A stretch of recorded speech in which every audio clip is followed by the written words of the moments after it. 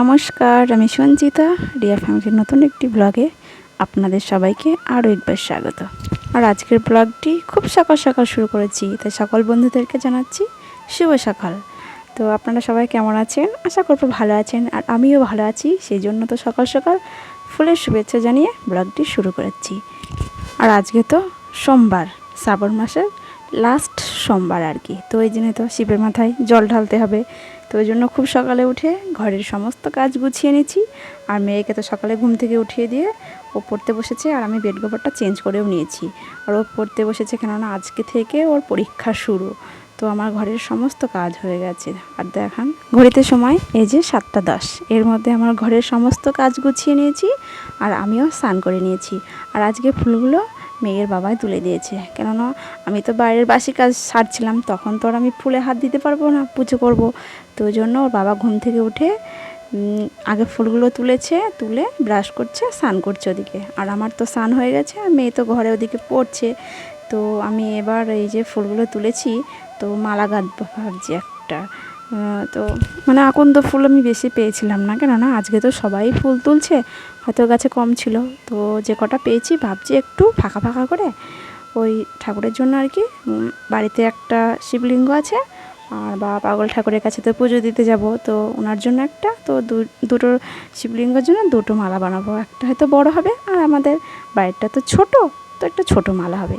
তো এই কটা ফুলে বেশ হয়ে গেছে। প্রথমে তো আমি জবা ফুল দিয়ে আর আকন্দ ফুল দিয়ে মিশিয়ে মিশিয়ে মালা গাঁথছিলাম, কিন্তু আমার মেয়ে বলছে, ও মা, জবা ফুল দিয়ে আর এই ফুল দিয়ে একসঙ্গে মালা গাঁথতে নেই। তোর কাছে আমি একটা নতুন জিনিস শিখলাম, আমি কিন্তু এটা একদমই জানতাম না। তো সেই জন্য শুধু আকন্দ ফুল দিয়ে আমি একটু ফাঁকা ফাঁকা করে মালাগুলো গেঁথেছি। আর বড়মশাই আবার রাস্তা বলতে বাড়িতে ছিল না, আজকে বাড়ির গাছে ফুল সেরকম ফোটেনি। আকন্দ ফুলটা পেলেও কিন্তু ধুতরে ফুলটা বাড়িতে আজকে পাইনি, তো ওই জন্য একটু মাঠের দিকে রাস্তা থেকে নিয়ে এসেছে দুটো, বাড়ির জন্য একটা, আর একটা পুজো দিতে যাব সেখানের জন্য একটা। তো বেশ ভালোই হয়েছে, দুটো পেয়ে গেছে। মেয়ে ওদিকে পড়ছে। চলুন, ওর বাবা তো স্নান হয়ে গেছে, স্নান হয়ে গিয়ে এখানে আমাদের বাড়িতে যে শিবলিঙ্গটি আছে, তো এখানে সমস্ত রকম ফুলও যেগুলো হয় আর কি, ধুতরে ফুল, আকন্দ ফুল, নীলকণ্ঠ ফুল, ওর সব রকম ফুল দিয়ে পুজো দিয়েছে, জল ঢেলেছে আর কি মাথায় বাড়িতে।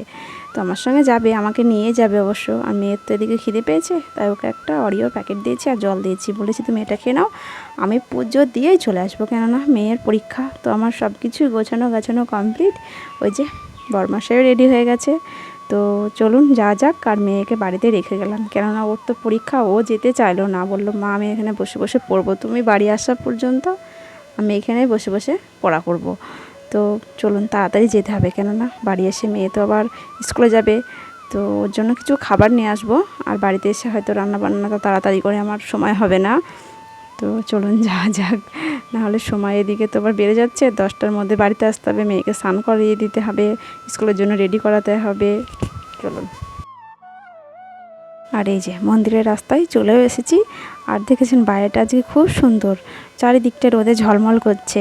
আবার দুই একজন দেখছি ওই যে কলসি মাথায় নিয়ে জল দিতেও যাচ্ছে, আবার কেউ হয়তো বাড়ির দিকেও যাচ্ছে, এরকম হচ্ছে। তো এমনিতেও এখানে জল ঢালতে প্রচুর লোক আসে এই শ্রাবণ মাসের লাস্ট সোমবারটা। তো ওই জন্য আমাদেরও ইচ্ছা হলো, তো ভাইয়ের দোকান থেকে একটি বাটা কিনে নিয়েছি, আর সঙ্গে করে গঙ্গা জল নিয়ে এসেছি। ওই যে গঙ্গা স্নানে গিয়েছিলাম, তখন গঙ্গা জল টল সবই নিয়ে এসেছি। আর এখান থেকে আর জল তুলব না, এখানেও নদী আছে। অনেক লোক আবার হচ্ছে যে নদীর থেকে জল নিয়ে এসে শিবের মাথায় ঢালছে। তো আমিও এর আগের বছর এরকমই করেছিলাম, স্নান ধান করে এসে নদীর থেকে জল তুলে দিয়েছিলাম। তো এই যে এদিকে দেখছি মন্দিরে প্রচুর ভিড় হয়ে গেছে, যদিও ফার্স্ট খুবই সকাল এখন। অন্য দিন কী হয়, এত সকালে কিন্তু লোকজন ভিড় হয় না, কিন্তু আজকে তো জল ঢালার দিন একটু ভিড় হয়ে গেছে। তো প্রথমে এই যে সামনে একটু আগে ধূপ দিয়ে প্রণাম সেরে মন্দিরে ঢুকেছি। আর মন্দিরে এসে তো দেখছি ভালোই ভিড় হয়েছে, চারিদিকে লোকের সমাগম খুবই আছে। তো প্রথমে এই মন্দিরটির চারিদিকে আগে 3বার প্রদক্ষিণ করতে হয়, তারপরেই পুজো শুরু করতে হয়। তো আমিও সেটাই করছি, চারিদিকটা 3বার ঘুরে নিচ্ছি।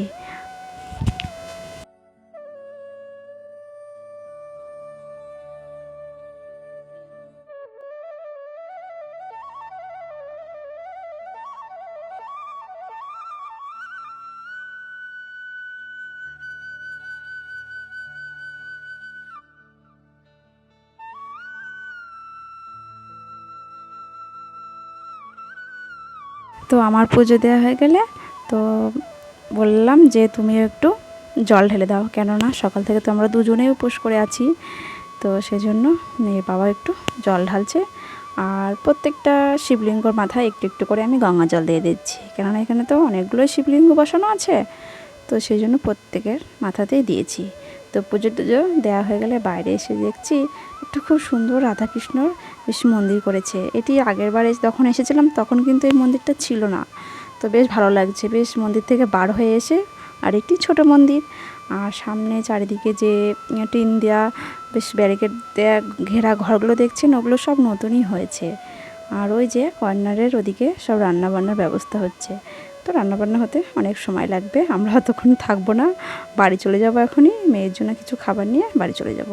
তো চলুন বাইরের দিকটা দেখছি একটা খুব সুন্দর শিবলিঙ্গ বসানো আছে, চলুন দেখাচ্ছি সেটিকে, খুব ভালো লাগছে দেখতে।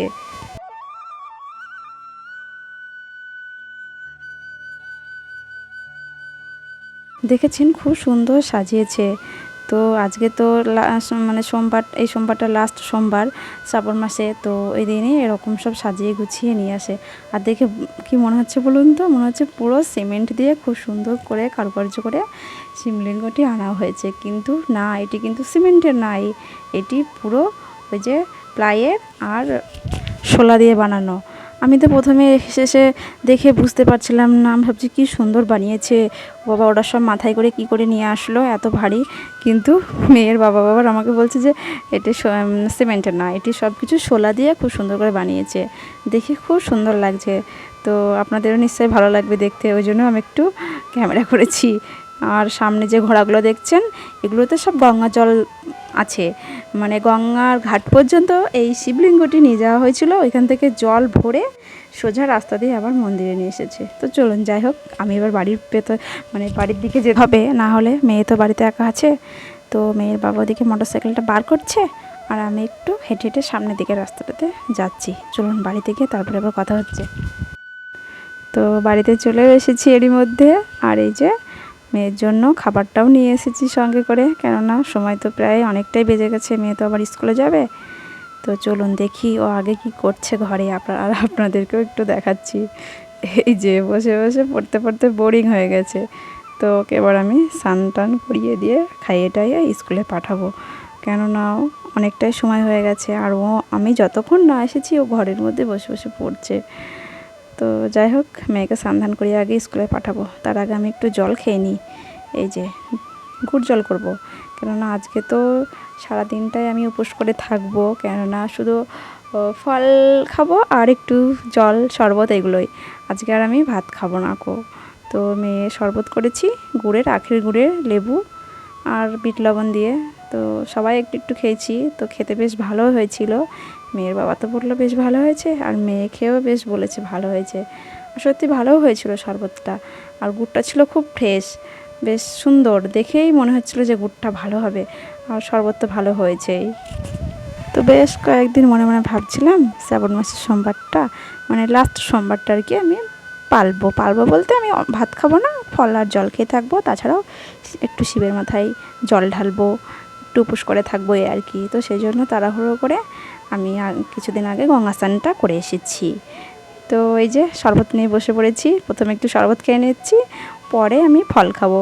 পরে বলতে এখন তো সেরকম খিদে পাইনি, এখন তো ওই 10টা মতোই বাজে, তো ওই 1টা-2টোর সময় এরকম টাইমে ফল খাবো, তারপরে একটু রেস্ট নিয়ে নেবো। তো বন্ধুরা, ব্লগটি আজকে আমি এখানেই রাখছি, আর আমার ব্লগটি ভালো লেগে থাকলে অবশ্যই লাইক, শেয়ার, কমেন্ট আর সাবস্ক্রাইব করবেন।